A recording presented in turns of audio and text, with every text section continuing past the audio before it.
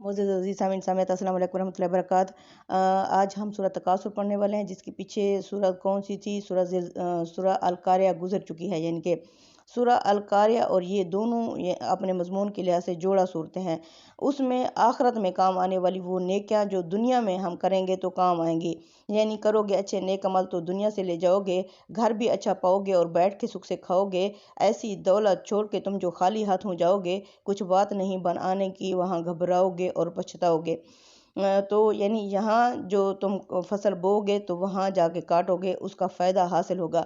यहाँ दुनिया में ये नहीं कि हमने नमाज़ पढ़ लिया, कुरान पढ़ लिया, अल्लाह के अहकामात पर अमल कर लिया तो हमें यहाँ फ़ायदा हासिल होने वाला है। नहीं, अल्लाह ताला यहाँ भी इंसान के ऊपर अपनी रहमतें उतारता है तो वो इस फ़ील्ड में जाता है। तो ये सारी जो रहमतें हैं ना, आखिरत में फिर वो इंसान इसमें कामयाब होगा और इनसे फ़ायदा उठाएगा। इसकी जो जोड़ा सूरा आज हम पढ़ने वाले हैं वो सूरह तकासुर है। इसमें अल्लाह ताला ये वार्निंग दे रहे हैं, खबरदार कर रहे हैं कि जिन्होंने अपनी सारी उम्र इस जद्दोजहद में खपा दी कि इस दुनिया का माल और दौलत जमा करें और इनका बैंक बैलेंस बढ़ जाए, कारोबारी मैदान में कोई इनका हरीफ ना रहे और मेयार ज़िंदगी में ये सबसे आगे हों, बस इसी तगोदौ में उन्होंने अपनी सारी ज़िंदगी अपनी ख़त्म कर दी और इस बात पर गौर ही नहीं किया कि उन्हें किस मकसद के लिए और किस लिए इस दुनिया में भेजा गया है। उन्होंने बेपरवाह होकर ये सारी दुनिया की ज़िंदगी गुजार डाली। हालांकि उन्हें इस चीज़ का यानी सोचना चाहिए था कि इन तमाम नेमतों के बारे में अल्लाह ताला एक दिन हमसे पूछेगा। जिस तरह हम दुनिया में जिस चीज़ से फ़ायदा उठाते हैं फिर हमें उनके बिल देने पड़ते हैं, तो इसी तरह अल्लाह ताला ने जो हमें नेमतें बख्शी हैं, अल्लाह ताला इनके बारे में ज़रूर पूछेगा कि ये जो मैंने नेमतें जो तुम्हें मैंने कुव्वतें, सलाहियतें और नेमतें बख्शी थीं, इनका कितना हिस्सा यानी तुमने अल्लाह की राह में खर्च किया और कितना अपने नफ्स और शैतान की खुशनुदी के लिए इस्तेमाल किया। तो चलते हैं सूरह तक। बिस्मिल्लाहिर्रहमानिर्रहीम। अल्लाह के नाम से जो सरासर रहमत है, जिसकी शफ़क़त अब्दी यानी हमेशा रहने वाली है। अल्लाह फरमाते हैं अल्हाकुम तकासुर, यानी हलाक कर दिया तुम्हें और ज़्यादा की हिर्स ने, कसरत की हिर्स ने, माल तलब करने की हिर्स ने तुम्हें गफलत में डाले रखा, हलाक कर दिया। हत्ता ज़ुरतुमुल मकाबिर, यहाँ तक कि तुमने जा देखी कब्रें, कब्रों में पहुँच गए बड़े मियाँ, लेकिन उसे अक्ल नहीं आई। कल्ला हरगिज़ नहीं, सोफ़ा अनकरीब तअलमुना, तुम जान लोगे। यानी क्या जान लोगे? ये जान लोगे कि ये दुनिया की ज़िंदगी आर्जी है, असल ज़िंदगी आखिरत में रखी हुई है। अल्लाह फरमाते हैं ये तुम्हें जल्द ही मालूम हो जाएगा। सुम्मा फिर कल्ला हरगिज़ नहीं, सौफ़ा तालमुन, अन करीब तुम जान लोगे। जहाँ ये दो चीज़ें रिपीट हो रही होती हैं तो आयात एक होती है इस दुनिया में भी तुम्हें अंदाज़ा हो जाएगा। इस दुनिया में जो वक्त के रसूल इत्माम हुज्जत करके अपनी उम्मतों पर अच्छी तरह अल्लाह का पैगाम वाज़े कर देते हैं, लेकिन फिर वो अपनी मर्ज़ी से कहते हैं इन्ना बिमा उरसिलतुम बिही काफ़िरून, जो कुछ तुम लेकर आए हो हम उसका इनकार करते हैं। इत्माम हुज्जत हो जाने के बाद फिर वक्त के रसूल उस इलाके से हिजरत कर जाते हैं। पीछे जो कौम होती है जिसके ऊपर इत्माम हुज्जत हुआ होता है तो उसके ऊपर अल्लाह का अज़ाब आ जाता है, क्योंकि कोई चीज़ ऐसी नहीं होती जो इनके सामने क्लियर नहीं हुई होती। तो उस वक्त ये दुनिया में एक दफ़ा अल्लाह फरमाते हैं तुम जान लोगे, सुमा फिर कल्ला हरगिज़ नहीं, सौफ़ा अन करीब तालमुना, तुम जान लोगे, यानी आखिरत में भी तुम्हें सब कुछ मालूम हो जाएगा कि ये दुनिया की ज़िंदगी सिर्फ एक फ़ायदे का, मुसाफिर का एक सामान थी। इस तरह जिस तरह मुसाफिर अपनी ज़रूरत की चीज़ें उठाकर एक जगह से दूसरी जगह सफ़र करता है, अल्लाह फरमाते हैं ये दुनिया में मैंने जो चीज़ें दी हैं ये तुम मुसाफिरों के लिए है।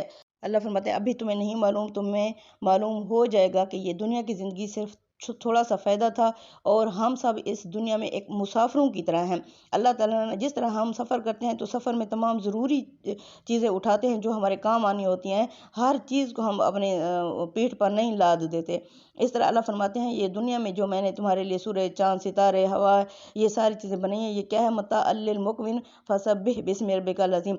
बस ये सब मुसाफिरों के लिए, हम कौन है? मुसाफिर है, मुसाफिरों के लिए फ़ायदा है। बस अगर तुम्हें इस बात का यकीन हो जाए कि हम यहाँ मुसाफिर हैं तो क्या करना है?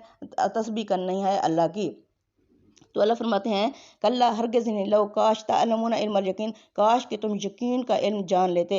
यानी इसमें क्या है? अल्लाह फरमाते हैं लौ होता है उस काम के लिए कि काश तुम इसी में अपनी आंखें खोलो, इसी में ही समझ लो, क्योंकि यहाँ तो सपली है, सांस है तो चांस है, आगे ये सारा कुछ ख़त्म हो जाएगा। अब भी अल्लाह फरमा रहे हैं कि काश तुम जान लो, پھر انسان کہے گا ہائے کاش میں نے فلاں کو اپنا دوست نہ بنا لیا ہوتا، ہائے کاش میں نے رسول کا راستہ اپنایا ہوتا، ہائے کاش کہ میں نے اس زندگی کے لیے کچھ خرچ کیا ہوتا۔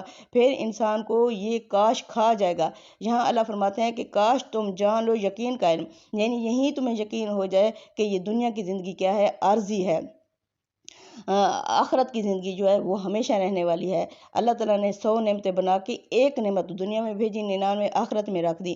اسی طرح سمندر ہے، پورا سمندر کیا ہے، آخرت کی نعمتیں اور آخرت کی زندگی ہے، جس کا کوئی کنارہ نہیں ہے، اور اس کی ایک بوند جو ہے وہ دنیا کی زندگی ہے۔ اللہ فرماتے ہیں کاش تم جان لیتے یقین کا علم، یعنی ابھی بھی تمہارے پاس سانس ہے، ابھی بھی چانس ہے کہ تم سیدھی راہ پر آ جاؤ۔